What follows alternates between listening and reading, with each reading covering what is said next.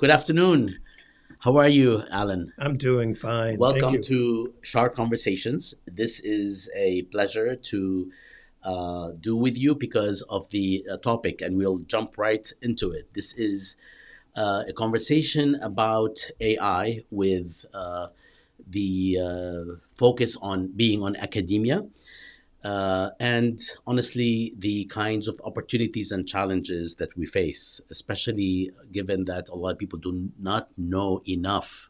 And when people do not know enough about a topic, for the most part, uh, I should say, for the most part, not 100%, they tend to be afraid of it. Yeah. So one of the things we'd like to do is simplify it, or open people up to it, even though you and I also recognize the challenges. We were just talking earlier about robots, for instance. So it's not unfounded that people are anxious. But before we delve into it, I would like to ask you quickly about your book and give you a chance to tell us a little bit about that. Well, thank you.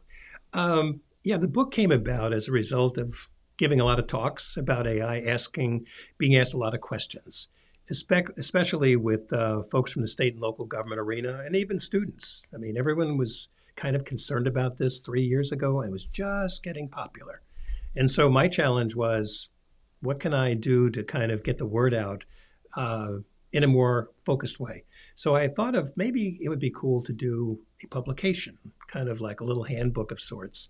And I started experimenting, and I was amazed at how AI could work with somebody. And it became a companion to me, it helped me better outline things. It helped me with some of the research. And in the end, the product was a book called A Primer for State and Local Government, Everything You Need to Know About AI Since Yesterday, because it's a changing field. And I have art in the book, I think like 26 illustrations, all generated by AI. The cover is AI. And even though the book is a little over a year old now, it is still foundational and still getting a lot of high fives. So it was a proof of concept. And is this something that you assign at all in classes? And is it open to being assigned in various Yeah, classrooms? it's available on Amazon, both as a Kindle edition and print. And yes, I use it in my class.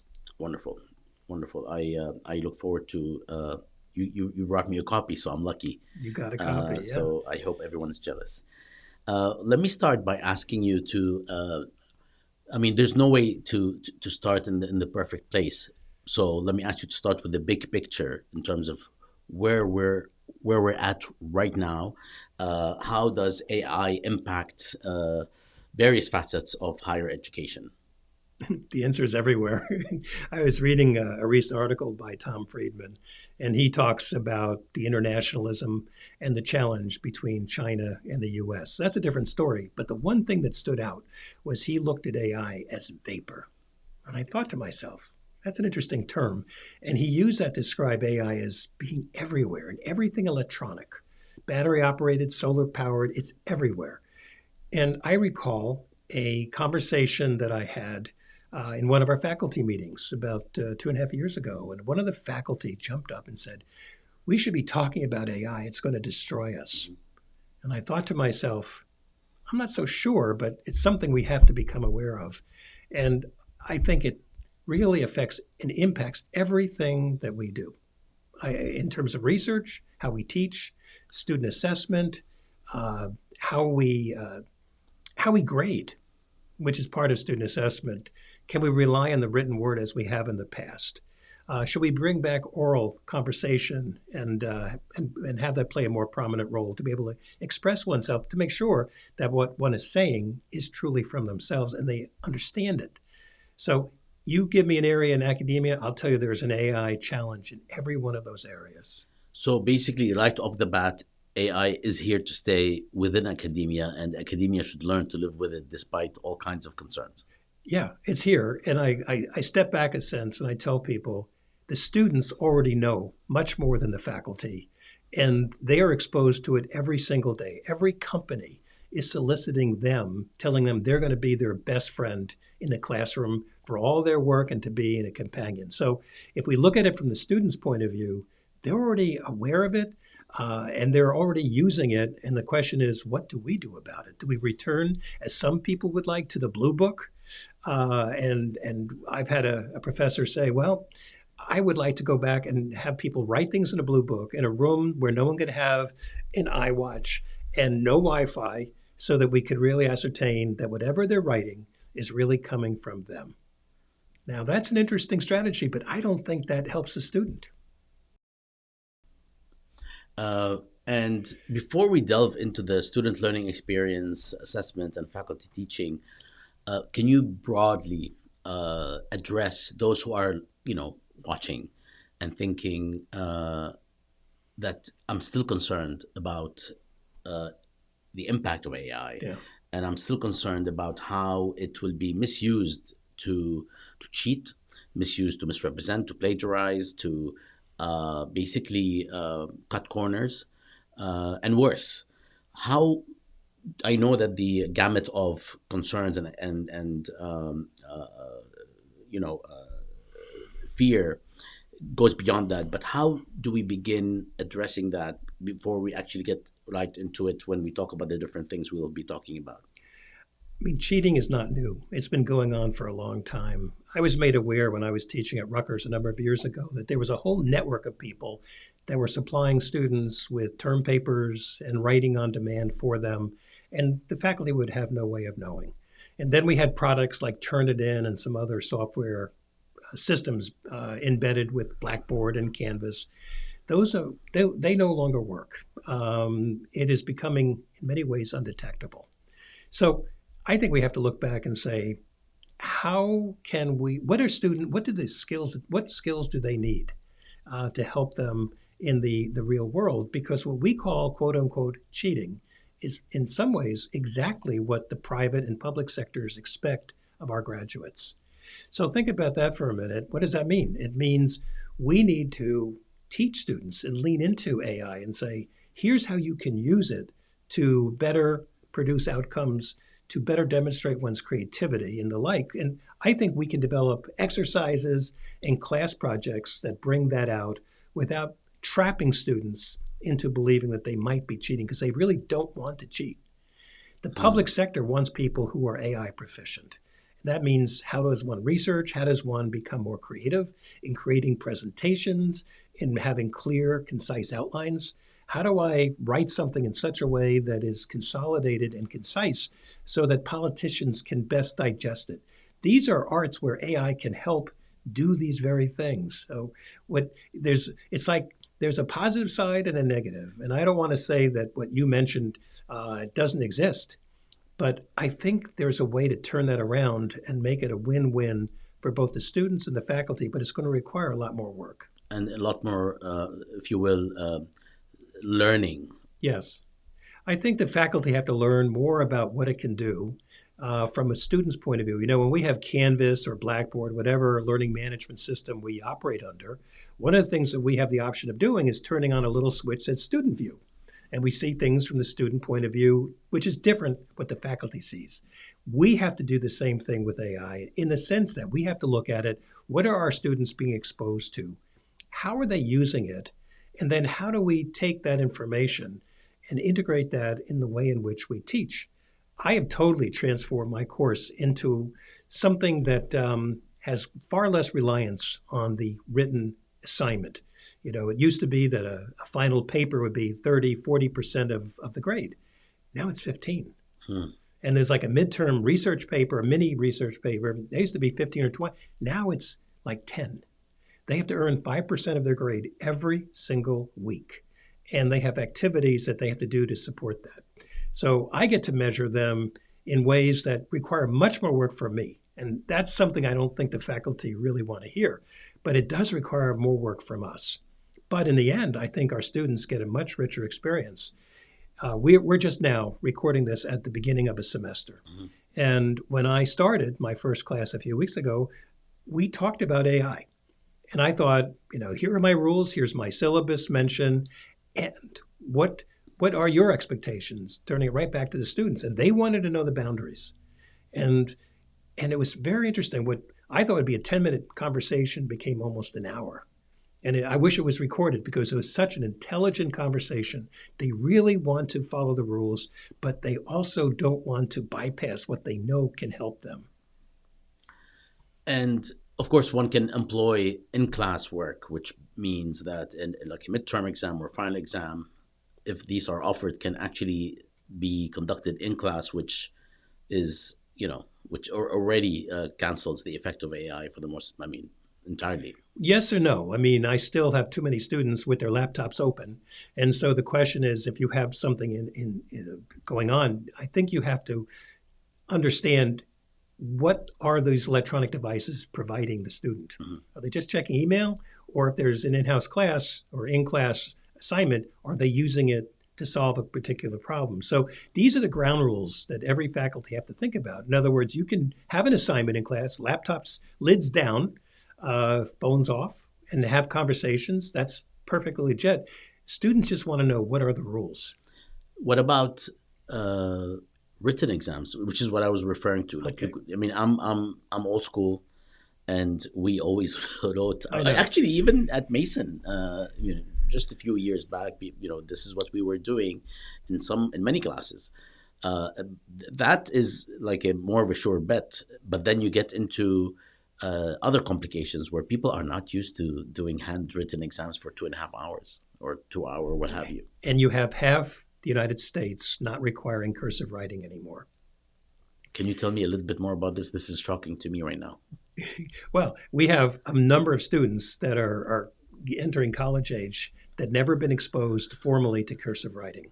So they're doing block print, and that could be really time consuming. The whole purpose of cursive writing is to have word flow. And now suddenly we're asking students to do something that they've never had to do in any shape or form. We're imposing our values of the past on a new generation of students. And I'm not saying it's right. I think students should understand cursive writing, but that makes it more difficult for them to write the assignments that you mentioned. Not all students, but I think that trend, unfortunately, is going to continue as grade school and high schools are no longer putting an emphasis on cursive writing. I'm sorry, I'm listening to you with my mouth open because I'm in a bit of a disbelief on the one hand. On the other hand, so what you're saying is that we actually have maybe a few more years before this will no longer be a strategy. Well, you can still write. It just may take longer. You use the comment, well, 2.5 hours. It could take 3 hours if you're doing block print. I mean, I remember in public school, the first thing we learned is a capital A and a small a, and then that was block printing. And then you learned how to tie it together. Cursive is this continuous pen that streams from one letter to the other. And that enables us to write more quickly. But most people are growing up with iPads and all sorts of laptops, and so they have a different way of communicating. And yet we have faculty that would like to go back to the renowned Blue Book, whether they have lines or not, and asking students to write. And yet we have a new crop of students coming in where that's not their way of communicating. Wow, this is all a little unsettling. Um, so. Uh, Beyond the question of cheating and the fact that this has been happening forever. Now, the problem is, in my view, and you and I talked about this before, the issue with AI in particular, as opposed to previous forms, is that it dramatically lowers the bar for cheating, right? So it actually is a question that you can just type in, get what you want, or you paste the text and get what you want in a way that was extremely difficult to do at the same level of quality. It took a lot of logistical work, it took a lot of time, and also a bit more risk because of the way some of these methods would unfold. So isn't it still legitimate to ask about this given how much easier it is, or do you think that some of the methods we talked about can also cover for that? Well, first of all, I don't condone cheating. Yeah, I mean, one of absolutely. the things that I have in my syllabus is whatever you submit, you're taking ownership of, and that you are not using AI to think for you. It can think with you and help you, but it should not think for you. Mhm. Those are the principles. Now, whether students follow that or not, I don't want to be a policeman. I don't think any faculty wants to be a No. policeman. I think our dedication is to the learning process. How do we get our students to think more critically? How do we get them to be more productive as citizens, both in terms of in our school, public service, and to be more useful in the employment world? Mhm. So, what you call cheating is exactly what the private sector is looking for. So, we've got to figure out the assignments and put less Mhm. emphasis on the written word or rely more on the oral part of things. In other words, explain what you just submitted. Turn your paper down. I don't want you to read from it. Tell me. Now, if they can articulate it perfectly um, and they've written it fine, then I think that shows me that they have assimilated information. Mhm. This reminds me of discussions that I wasn't there for these discussions, but I've heard people who have been in them when engineering schools were very concerned about the replacement of the slide rule. When suddenly we had handheld calculators that could do complicated math equations. Think Texas Instruments, which was the instrument of choice for a while and taken for granted today. There were many faculty who did not say we cannot use these kind of modern methods. We want people to understand the slide rule. Today, we have people that are using calculators that have no idea how to do 4 times 4. They don't know how to do 3 times 6 or 1,000 divided by something without using a calculator. They would not how to do longhand as many of us were taught in school, but they know how to come up with the outcome. And yet today we accept that. I'm gonna make sure my daughter doesn't hear this podcast Okay. because we're still working on the multiplication table. I think it's great if we can find a way to get people to understand how do we get from dot to dot is terrific. And I think in some of the classes that we teach, we can do that. But the question is, I don't think one size fits all. And I think to those listening, I think there's got to be a sense of relief when I say that every course might be taught differently. If you're teaching creative writing, well, that's a whole different challenge. And we have people that kind of do that. If you're writing policy papers, then that's something that may be treated a certain way. If you're teaching something else, research methods may be a different way. But in every case, AI is there. Mm. And we cannot ignore it. We can't stop it. Uh, Before we move on, I want to ask you one last thing that might actually be, one way to look at things, and that is if you apply different methods in order to reduce the unfair or illegitimate use of AI, as you shared, and as I've learned myself in the past couple of years, it actually raises the number of hours that you need to work in order to deal with it, right? Yes. So my question to you is, on the side of the instructor, are there any methods or strategies that can be used to mitigate this additional work on our part? So if we take for granted that we're going to have to put in more time Yes. in order to deal with the challenges. And the question becomes, can we use something, basically our own AI, I'm half joking, Yeah. but our own methods to mitigate some of the time we would need to add to our workload? Boy, Just, you raise a great point. The answer is yes. Yes, it's going to take more time. I grade every week. Yeah. And I had a young faculty, tenured faculty recently, and we were talking, and he said he was so, amazed at some of the things that I was talking about until I said I grade every week. And he said, oh, I only do 3 grading events a semester. So suddenly that was a turnoff. That suddenly I could see in his mind, like, this was troubling. This does mean more work.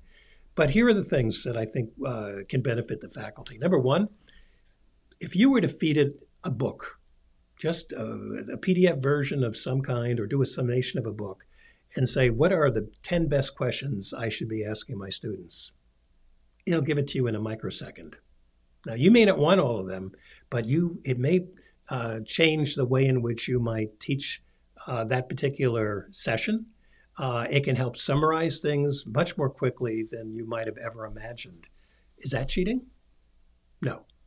It is using these devices to help summarize and save time. Now, some faculty are experimenting with, as I have, I taught a national a CIO, Chief Information Officer certification program. And in that, it's very, very time consuming. And suddenly I was looking for ways to save a little bit of time. So I said, here is all the information. These are all the readings for this particular module. Give me a test of 20 questions, most being multiple choice and a few true or false. I was shocked at the accuracy of what it gave. There were some I wouldn't use. Some of them jarred my mind saying, oh, this is one thing, but I think I'll go the other direction. And the worst part was I wasn't even sure of all the answers. I had to go back and say, please give me the answers. So it is that good. We have to be critical, of course. Don't just take the output as it, but it really is a time saver for developing tests, developing questions, summarizing certain things. So there is an offsetting thing. I don't know if it's hour by hour, but there are measures that I think can make faculty more productive.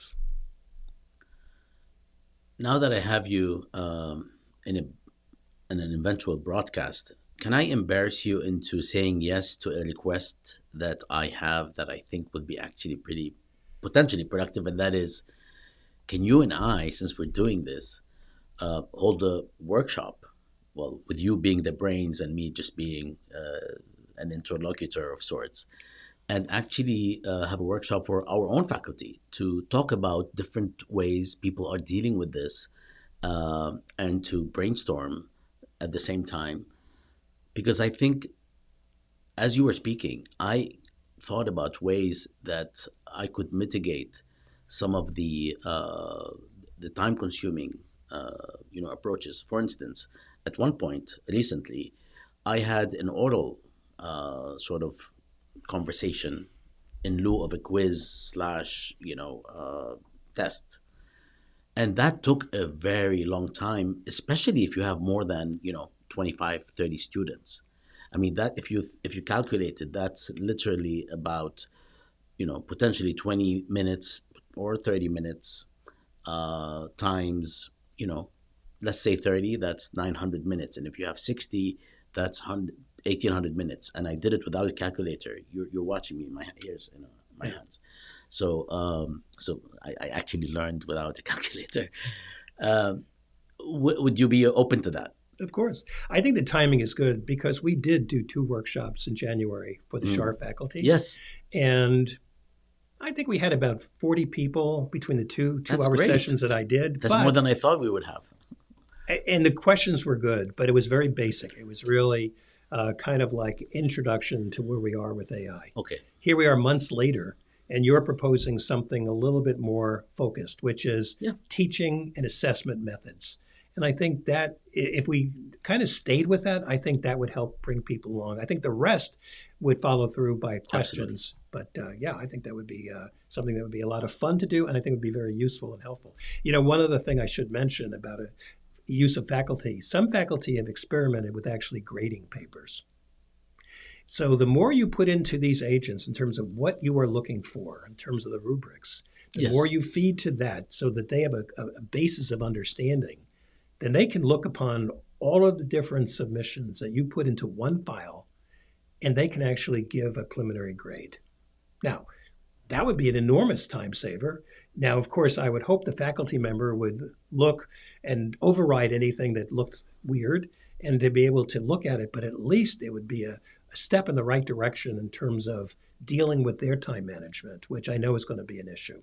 I thought about that myself, and I actually have a rubric that's quite detailed that I can feed into AI. However, there's one issue in the actual, and here we are now beginning the workshop. So I'll say this and then I'll stop. Okay.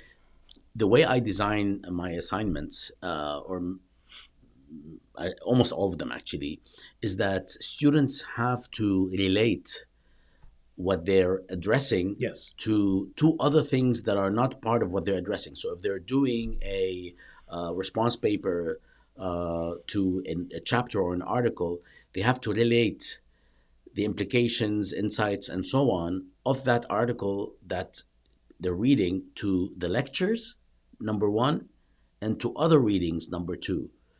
And that in the brains of a student, that already exists because well, assuming that they've done the reading and they're paying Right. attention to the lecture and Right. taking notes. With AI, this is very difficult because not everything is recorded, even if the recording is going to be 100% legible when you transfer it to text. And then AI doesn't have access to all the readings, the other readings. So in other words, that adds another layer. The reason I'm saying this right now is to just emphasize the point that maybe we do need this conversation, and like you said, the focused conversation. So I'll stop here on Yeah, my but end. wait, you started something. I'm sorry. You can You could feed it. You could feed it all the required readings. You could feed the AI agent all the required readings.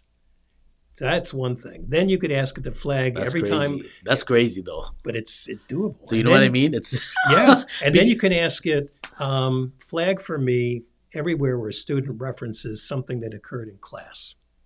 Now suddenly you have a preliminary grade based on anything that they were given to read because you fed it into the system. You've given it its rubrics, and now you're asking it to flag anywhere where they are introducing information from the class. So that when you get that paper, you're getting a preliminary grade based on your rubrics and on class readings, and it puts on text areas in which you could then look in and then get a sense of how that student's tying in things that may have occurred from other things that were non-written. but then you'd have to record the lectures because the lectures sometimes go beyond the readings. That's up to you. Yeah. In other words, there's still human intervention here, is Yeah. what I'm saying. In other words, but at least it shows you where in the student's paper.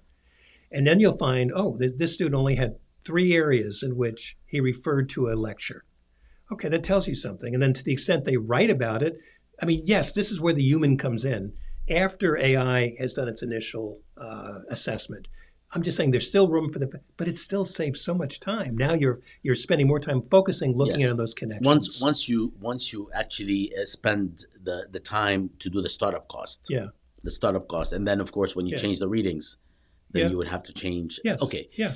No, that is the thing of the future. I bet you, Alan, before Yeah. I close this segment, I Yeah. bet you that at this point, Yeah. if you survey faculty, including myself, we see this as a daunting task. So this is why maybe others have like smarter ways of dealing with this. And we're not doing this quote unquote to catch people. This is not just bad faith. This is simply a way to make sure. The reason I do this is not to catch people actually as Right. much as to be fair to students who are actually doing the work. Yes. Because I grade progressively. In other words, comparatively, I grade comparatively, which means that it's important for there to be a standard of fairness that applies to everybody. So that's a daunting task, but it calls for more brainstorming from different members. And we have to keep in mind that AI is growing every single day. Yeah, You so and we I don't were- know what We were looking at earlier before we started this, The Economist front page, Mhm. and it's talking about trillions of dollars being invested. These companies are actively looking for the very things that you and I are talking about. So we can talk about what we can do today with AI, but we have to kind of look at where is it all taking us, because tomorrow could be a very different thing. Can I put a pin in this because I would like to address this at some point, whereby we're talking about a moving target in a way. Yes. So yes, we'll address yes, that Yes.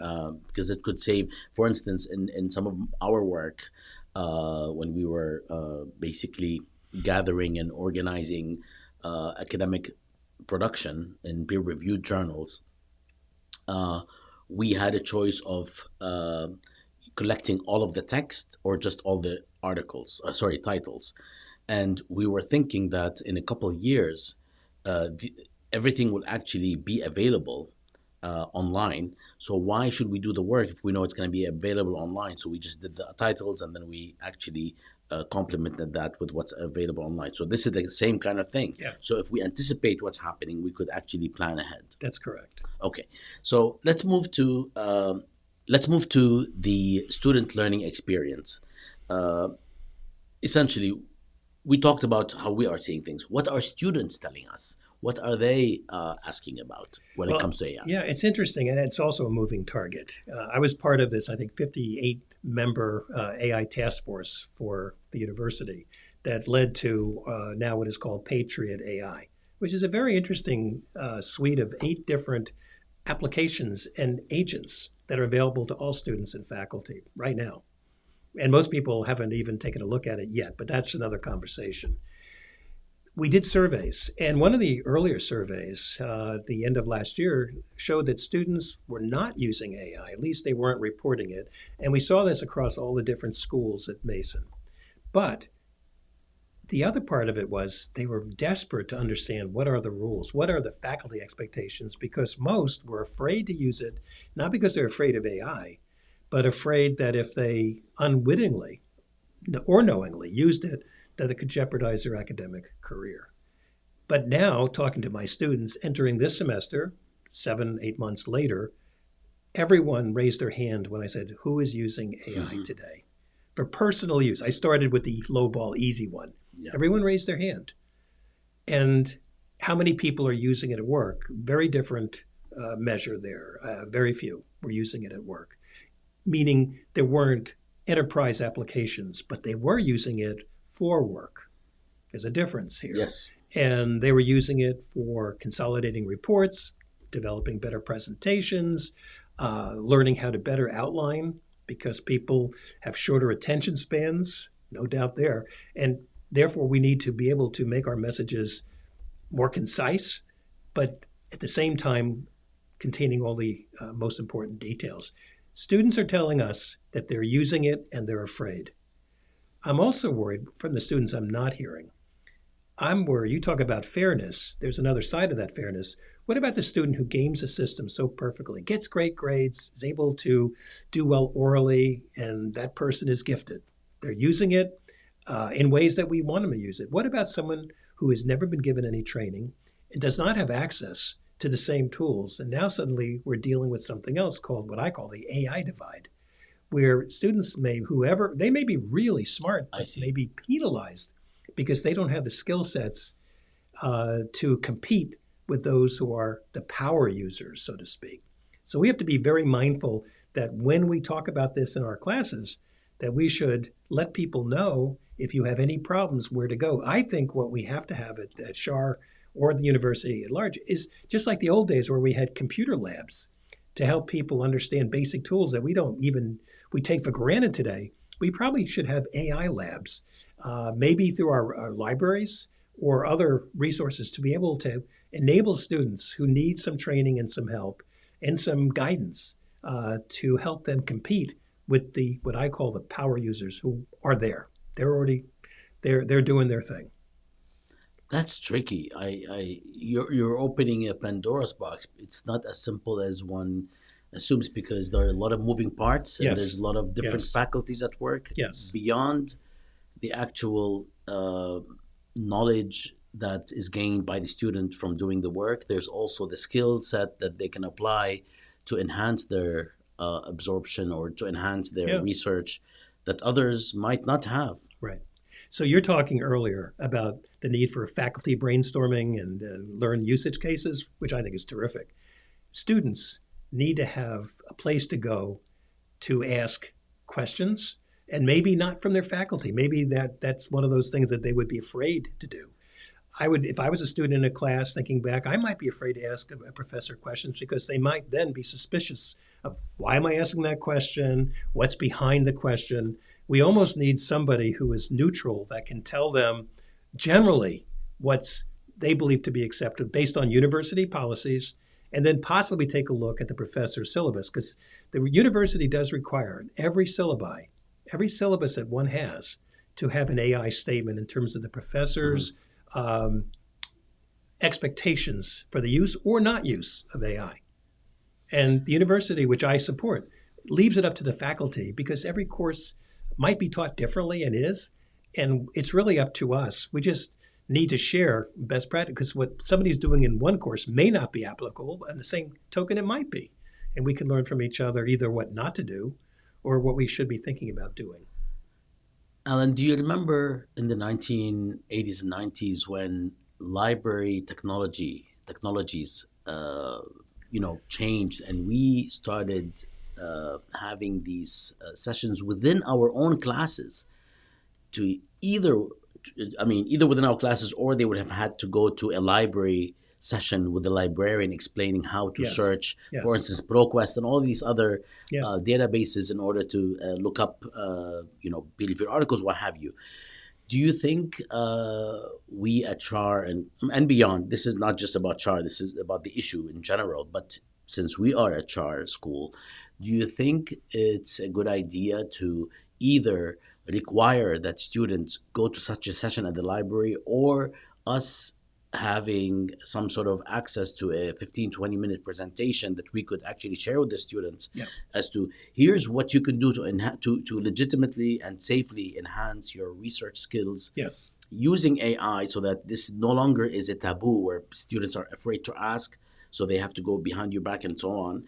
Uh, just like I remember in the early 1990s, I was a student. I'm not that old, I guess. So I was a student. In the early It's all 1990s. relative, as we know. So I actually had these sessions where librarians helped me speed up my research Yeah. as a graduate student. I was a graduate student at Georgetown at the time. And I really feel that we're talking about all these things, and maybe I'm missing something, but this has not been made mandatory. And I think it might have to be at some point. I would hope so.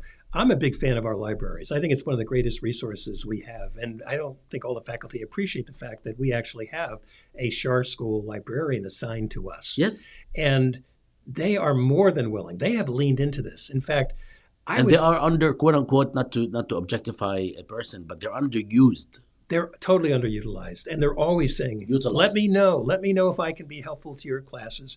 Even if it was a recorded little lecturette, 15, 20 minutes, they were the first. While we had this 58-member task force, I was waiting, where's the Stern School in this and teaching faculty? Where's the AI policy? It took a long time coming. The libraries were the first to have an info guide on AI. And I think that's one of the best places to start, aside from Patriot AI, which we now have. But the libraries were quick to have this info guide that's still there. It's a little hard to find. You just type in George Mason University, AI info guide libraries, and you'll find it. But there are little things about researching using AI. There's a whole thing about copyright, and there's a whole thing about citations. Mm-hmm. I mean, there's a whole new way of citing things that a lot of students are struggling with. How, if I ask ChatGPT something, how do I properly cite that? I mean, I remember a big revolutionary thing was, how do we cite things that we find on social media? Yeah. And then suddenly we had a thing retrieved on such and such date. And that was a certain protocol. Those are three skills right there, let alone being able to give them a good sense of what are the expectations overall. Mm-hmm. Not getting into class-specific policies, but overall, what's right, what's wrong, based on the big picture view and the university's overall policies. That takes me to the next segment, more explicitly, even though we've discussed it before on faculty teaching. What do faculty, in almost in bullet point form, what do they need? What do we need to consider in today's classroom, and what AI training do we need, or probably desire, and how should that be reflected in the syllabus in a situation where the target is moving. In other words, we do have this statement that we all have to. Yes. And I'll be honest, and it's not a critique. I mean, it's basically the reality. We copy it when we get it and we paste it. Right. But I don't think that's enough. Yeah. It becomes sort of a quick copy paste task, Yeah. rather than us internalizing what these things mean and actually unfolding them and unpacking them so that they're useful for us and for the students. So if you can address those questions, I know that's also going to regurgitate some of what we shared. Yeah, I think, that could be a podcast session unto itself. I think the key here is what you have in print is something, you're right. It's like a legal thing. It's like the disclaimer that nobody reads. Yeah. And then if somebody violates it, we say, well, that was in, the 5th page of my syllabus. And that's why they don't read it, because it's in the syllabus. And we have so because many they know that we have to do it. Yeah. The end of every syllabus, it's like, I gloss over, sign the terms of agreement, anything like that. And they're not reading it. So I think every faculty member should, at the very beginning of the semester, spend 30 minutes talking about AI. I think it's that serious in every class about Where is it going? And what are their expectations based on that semester? You have to have that discussion. I thought it'd be 10, 15 minutes. In my class, it burned 45, almost an hour, but it was time well spent because it set the trajectory for the entire semester in terms of how I grade expectations and what I expect from them. And so far, I've been amazed at the positive results, and they're grateful. It was a very open, honest discussion. And, everyone has their own expectations. But again, you mentioned something that's important. It's a moving target. We, every semester, need a refresh because Yeah. things are changing so quickly. We need to have at one of the faculty meetings a refresh. This is the new stuff that's coming on that we should know about. Or we should have more constant communications. We almost need an AI coordinator for the Schar School that maybe is a link between the Stern Center and everything else going on. Because right now there's this big gap between what these different entities are doing. We don't know too much about Patriot AI unless we play with it. Someone has to actually come in there, I think, and show us these are the 4 or 6, there are 6 different agents and make people familiar because we're overwhelmed with information. I think every faculty meeting, and there aren't that many, should spend a little bit of time talking about those things. What are the libraries doing? What's new with them in terms of how they can help us? And then the Stern Center is finally coming online with some webinars and workshops to help faculty too. This takes me to for today our final sort of or one of our last sections, and that is the universities the university's own responsibility in terms of responding to this. Because if you look at faculty, and I've been in different universities where Mason has been, sort of, I've been here since, oh my God, 18 years now, going on 19, and most of the time you see faculty just trying to make do on their own. Yeah. Unfortunately, and that's because of there's no lack of resources, but it's I don't think we have actually gotten to the point where things have coalesced enough to be like, no, this is not something that you should just improvise. There are things that you must do, just like any other thing that we Yeah. used to do in the 80s and 90s Right. as students or as professors. Correct. There are things that we should do. And what is the role of the university in your view, and what policies should they implement, and what tools are being offered to us and to students, not just to students, but to also to faculty, and maybe should there be, how we have to do these mandatory things Yeah. on all kinds of, I'm not going to even name them because some of them sound like accusatory, right? But what kind of training do we are we obliged to actually do, right?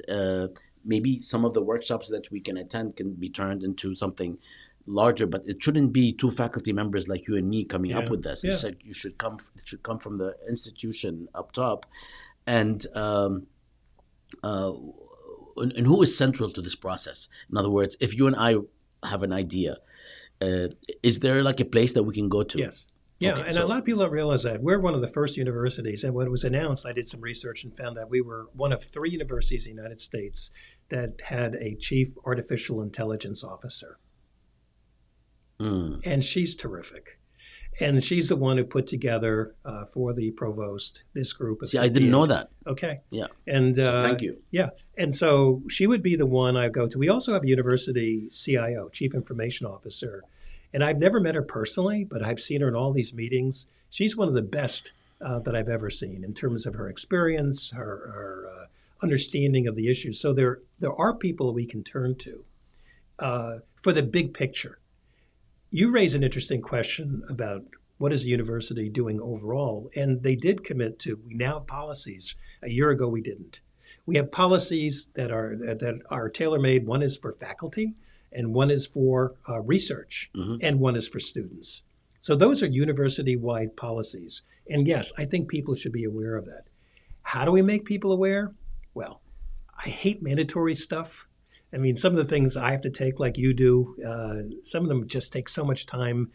And I'm thinking this could have been done so much quicker. But if there was a quick 10, 15-minute thing that I had to view and see and acknowledge, that would be a step in the right direction. Short of that, just having workshops, I think every school, in particular the Schar School, should conduct meetings and encourage faculty to kind of meet, brainstorm. This is not going away. AI is an enormously powerful set of tools.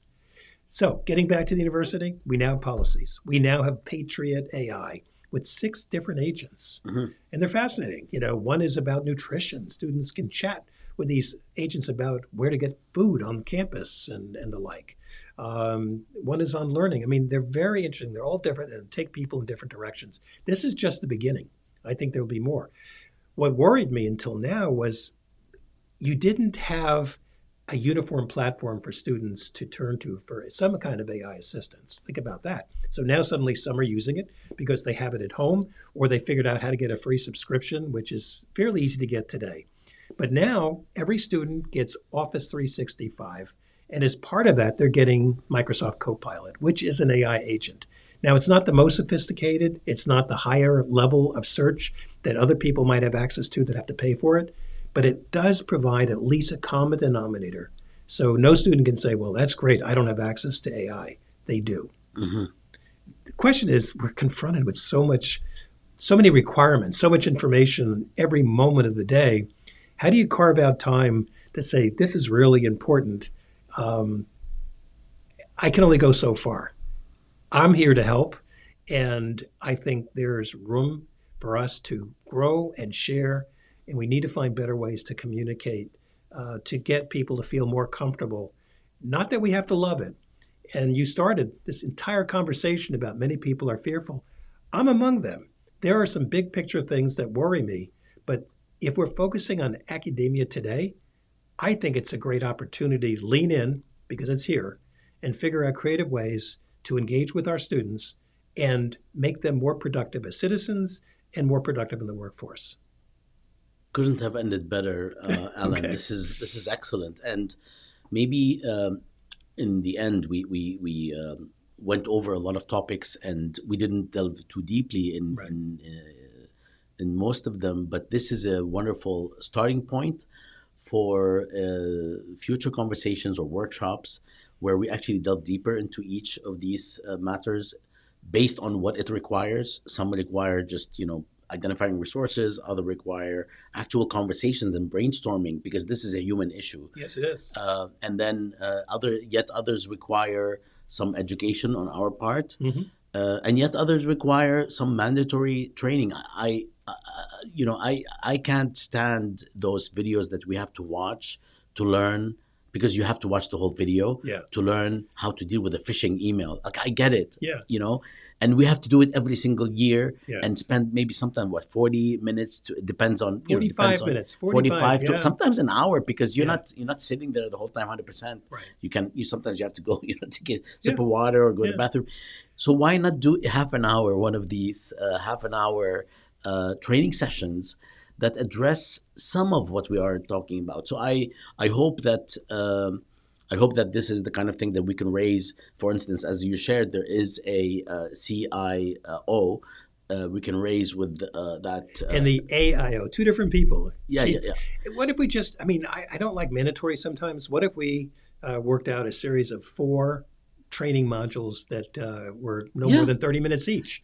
And then people, when you have somebody with a question, so we'll go to that one. Absolutely. And as opposed to mandatory may come later, but at least resources that they can go with the basic stuff in each of these areas. I'm with you. I'm not a fan of mandatory. I'm just talking about the comparative utility of those 45 minutes we have to spend to learn how to deal with phishing emails and other actually important issues with IT.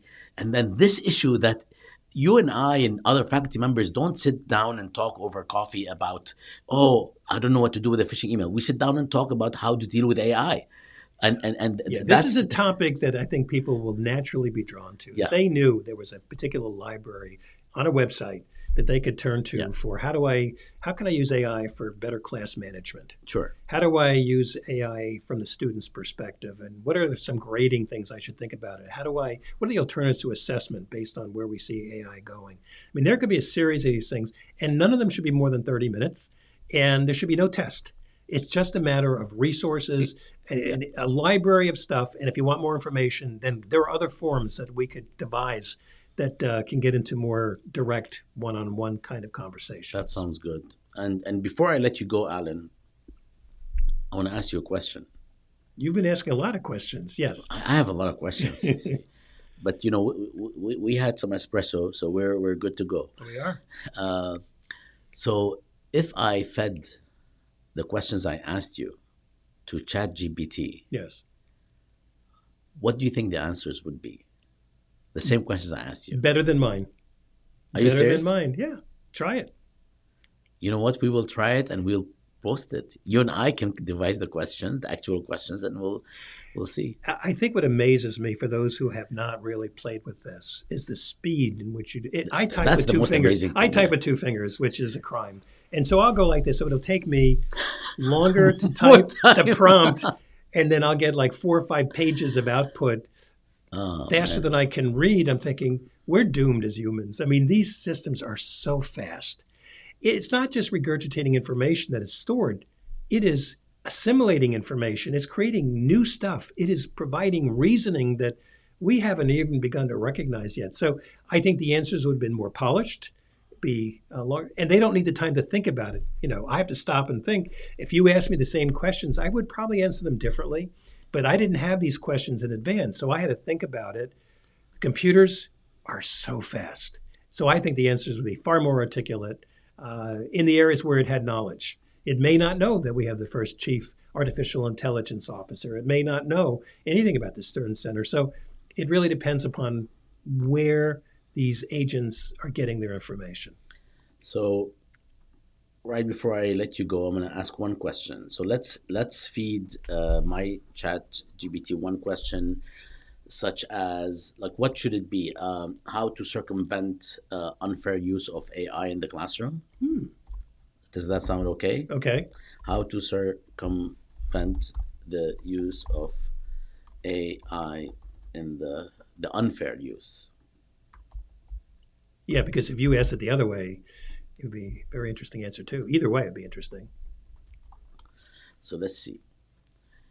This is live. It involves implementing policies and practices that promote honest learning and ensure academic integrity.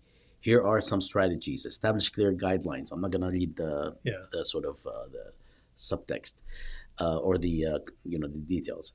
Promote original work. Encourage students to create original content and demonstrate their understanding. Well, these are generic. Yeah. Use technology to detect AI-generated content.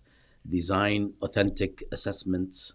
Create assignments that require critical thinking, personalized responses. Educate students on ethical issues. Really, I mean, this is all in the syllabus already. Incorporate in-class activities. Shift to assessments that happen in real time. Okay, that's See, I do that. personalized Yeah. evaluation. Use formative assessment, oral exams, or portfolio work that affect individual student progress. By combining these approaches, educators can discourage unfair AI use and foster an environment of authentic learning.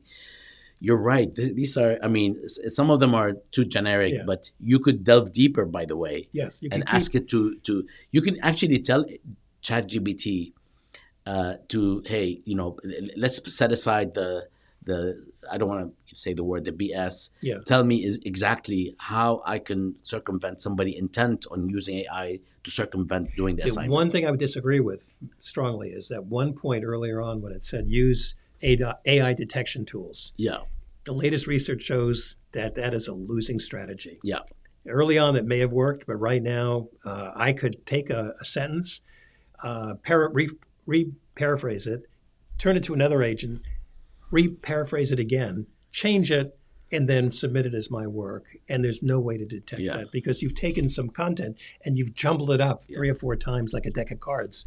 So the idea that AI can check on AI today is not there. Maybe you can find these generalities. Yeah. And so if you are grading and suddenly you see all these generalities, all these great grand principles, and you have like 10 answers, you sometimes see a trend, or the 10, 3 of them are the exact same thing stated differently, and there's no depth, there's no originality. So from the human point of view, I can usually detect if something is AI generated, or at least I would flag it as saying, whether this is AI or not, this is not acceptable yes, because it does not reflect critical thinking, and you're being redundant unnecessarily.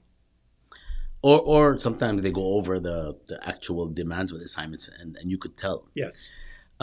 Yes. Well, there we go. I could have saved you the time of coming out to the studio, and Yeah. but I'm You pretty could have cloned my voice with AI too. So actually now, yeah. yeah. But having you in person here in the flesh and conversing before and during is actually a pleasure, Alan. Thank you so much for It's making mutual. the time. Thank you, Zan. Thank you very nice. much. Thank you. And we are promising people watching that we're going to do a little bit more going forward. I'm there. All right. Thank All you right. so much. Thank my you. friend. Take care.